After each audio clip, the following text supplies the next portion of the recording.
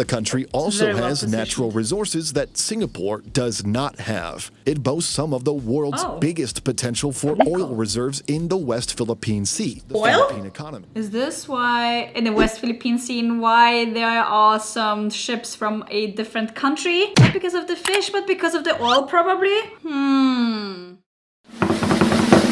What's up, Philippines? Welcome back to another reaction video with your host Nelly. It was a very rainy day today, but don't worry, I got you. I got a few reaction videos lined up that I want to watch with you guys. Today I am reacting to can the Philippines become the next Singapore? And let me just tell you, every time I talk about BGC in Manila, I always try to explain to people it's kind of like Singapore. It's clean, it's amazing, it's like everything is new, everything is walkable, super safe. Yeah, there are a few projects in the making for the Philippines, for Manila as well, that will probably be the next Singapore, I guess. So without further ado, let's just jump straight into it. Singapore is amongst the world's richest economies. They are always ranked as one of the most competitive Also very countries, being the biggest spenders per capita, buying up some of the most luxurious real estate, to even some of the biggest businesses across the world. Singapore is a country that has a standard of its own. Only a few countries have attained such a status. It would be absurd to say that a country of developing status is catching up to Singapore. Yet, for entertainment purposes, is it possible? Can the topic of today's video, the Philippines, one day catch up to Singapore? Such a dream would undoubtedly enshrine millions of Filipinos. But that is what we're going to discuss today, a dream that may or may not come true. To begin, it's important to first understand where the Philippines is today compared to Singapore. The clearest indicator we can use today is GDP per capita, which... Wait, what? I need to Google the Philippines flag because those stars look Philippines flag. Look very different. It's a sun. It's not a star. Yeah, it's a sun. Oh man, they really have to do some better research. measures and compares the economic performance and living standards of countries. According to the 2022 data from the World Bank, the Philippines has a GDP per capita of $3,498, whereas Singapore has over $82,807. By a far stretch, Singapore's living standard far surpasses that of the Philippines. But it should not make people think that reaching Singapore is all but a dream. Back in the 1960s, the Philippines and Singapore GDP per capita was not that far from each other. In 1961, for instance, the Philippine GDP per capita was $278, whereas Singapore at $449. Simply put, had the Philippines grown as fast as Singapore throughout the time until 2022, the Philippines would not be that far from Singapore. Yet, due to distinctive historical movements...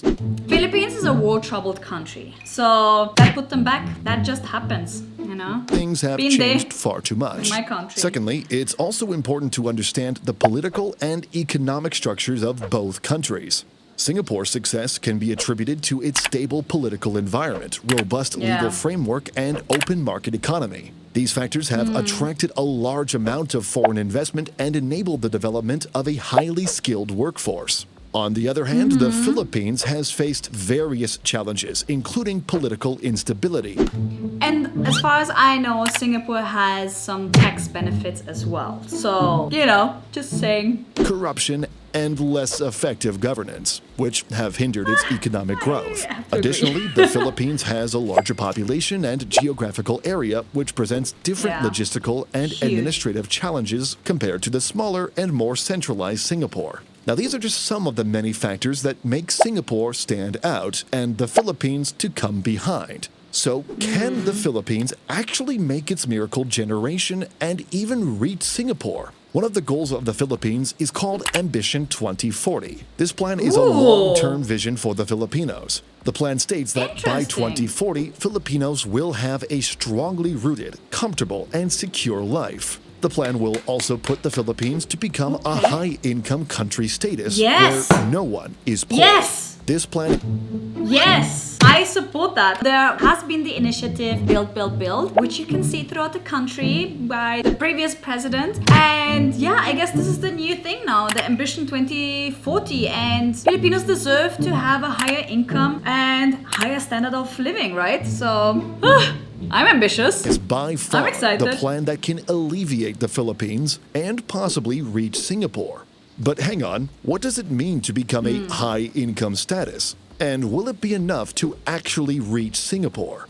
Well, simply, it's actually not enough. By 2040, it's estimated that the Philippines will have about $11,000 to $14,000 in GDP per capita, which is still far less than Singapore's current per capita. And of course, by that time, it's likely that Singapore's GDP per capita will be much higher. But it is important to know that Singapore's growth rate will be lower than that of the Philippines.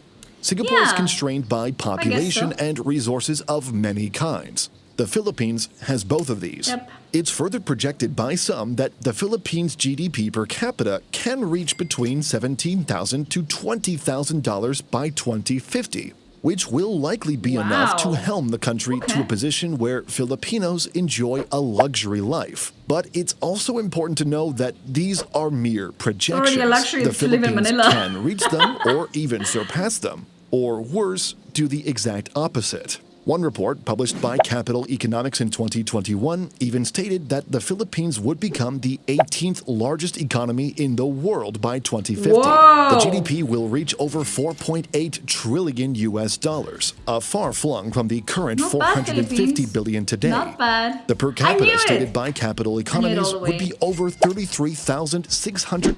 The reason why I'm saying this is I came to the Philippines for the very first time, I think in 2017. I've seen so much progress since then. It's insane what happened in such a short amount of time. It's literally just buildings just appearing like this, bridges, boom, roads, boom. It's just all of a sudden it's there. It's just like going so fast, so fast. And $50. Now, if the Philippines can reach that status, it will bring it closer to the status of Singapore. But surprisingly, even after 3 decades of growth, one can still understand that the Philippines is not even halfway to that of Singapore. Moreover, the Capital Economies reported that this will only happen if the Philippines addresses its infrastructure shortage. Several other studies support this notion that the biggest lack of the Philippines has always been due to infrastructure. Hence why the government of the country has been pouring billions to even trillions of dollars over the course of the next few decades to build up the country's roads, highways, trains, subways, airports, and seaports. It's also important to understand that if the Philippines wants to reach the status of Singapore, it must improve its political landscape. To do this, they must focus on strengthening its democratic institutions and processes. This includes ensuring free, fair, and transparent elections, promoting the rule of law, and safeguarding the independence of the judiciary. However, there is still a huge amount of vote buying in the country, a huge amount of rich people paying to bypass laws, and transparency has even been a debatable topic today concerning the Philippine government's use of confidential funds. Additionally, we must also not forget about the Philippines' focus on diversification. The country is still reliant on a few sectors. The government needs to focus on improving the financial industry, manufacturing industry, and technology. But this is what makes the Philippines more optimistic than Singapore. Not only does the country have room to grow, but it also boasts better potential prospects than the island nation. I feel like writing them an email being a huge amount of land capable of housing hundreds of millions of people. And like Singapore, the Philippines is also strategically positioned in Southeast Asia. It can become a key player in regional trade and commerce. The country also has natural resources that Singapore does not have. It boasts some of the world's biggest potential for oil reserves in the West Philippine Sea, and if tapped, can boost the Philippine economy. So, with understanding these factors, can we still say that the Philippines... Hold on! Is this why it's like in the West Philippine Sea, why there are some ships from a different country? Not because of the fish, but because of the oil, probably? I see. Learn something new. We still say that the Philippines can catch up to Singapore one day. It doesn't have to be in 2050, nor even in the next century. But can the Philippines possibly catch up to Singapore eventually as time goes on? Well, the answer is simply No, not No. at all. And here's why. There are different key differences in each other's economies. The geographical size, population dynamics, natural resources, and historical trajectories of the Philippines and Singapore are vastly different. Very different. Singapore's small size and population have allowed for more centralized and efficient governance, enabling rapid economic growth and development. Its strategic location as a global financial hub and port city has been expertly leveraged to build a strong, diverse economy. To put it Very simply, true. the reason why Singapore has come first and will always come first is because governance is not difficult. It doesn't have to manage thousands of islands, just like the Philippines. Further, Singapore's port city will probably be unmatched by any other. Singapore has been ranked consistently as the top maritime capital in the world. This is Wow. both because of the economy and infrastructure of Singapore that That's allows crazy. it, but also because the majority of ships that pass between the Indian Ocean and the Pacific Ocean go through the Singapore Strait. Yeah, There is true. little need to pass by the Philippines if Singapore is already a viable option. Yeah. And finally, Makes sense. Singapore is a financial center. The Philippines, although it has the capabilities to reach such a status, will find it difficult due to specialization of economies. It makes sense for Singapore to become a financial center and port city because the prospects are there for them. The Philippines, on the other hand, should focus on other factors which leverage its natural resources and labor force, such as manufacturing. And lastly, the most important factor of all is climate change. The Philippines is still amongst the world's most Yeah. dangerous places That's to the live thing. in according to climate change. So many As the world calamities. becomes hotter, the Philippines, according to experts, will fare the worst of all. But anyway, do let us know what you think. Thanks for watching.